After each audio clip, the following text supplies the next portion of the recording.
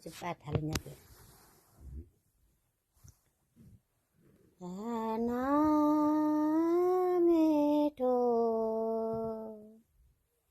oke na hayu na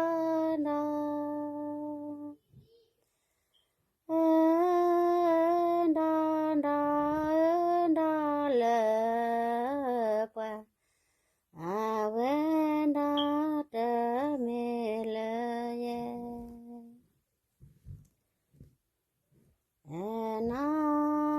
anameto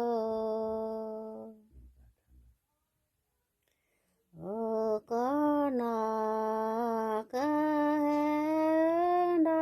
la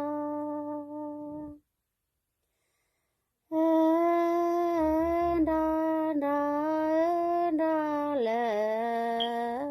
qua avenda te mele ye le yumba se etate chawenda na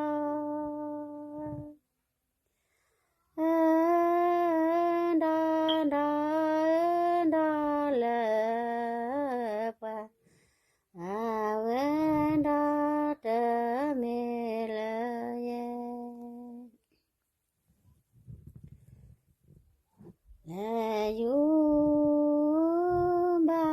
wa atate chawenda na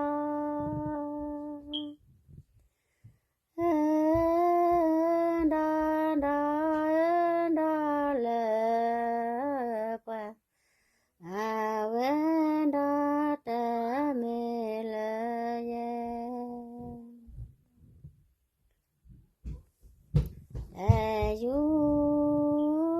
unity pada ti penda na enda le pa avenda te mele ye chala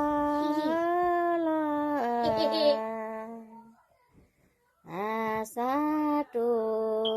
pralenda na enda